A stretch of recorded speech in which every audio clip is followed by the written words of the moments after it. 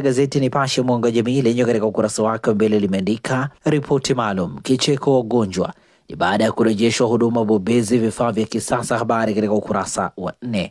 Watu 23 mbaroni baadaye ya kutapeli wastaafu. Habari katika ukurasa wa 3.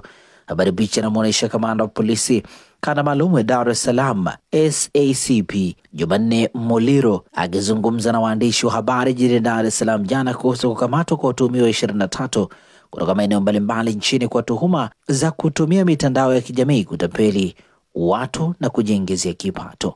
Gazeti hili limeandika TRA yatoa msimamo wa madeni ya kodi. Habari katika ukurasa wa 2. Gazeti hili pia limeandika Askofu Malasusa ahimiza wanawake kuombea amani uchaguzi mkuu. Habari katika ukurasa wa 2.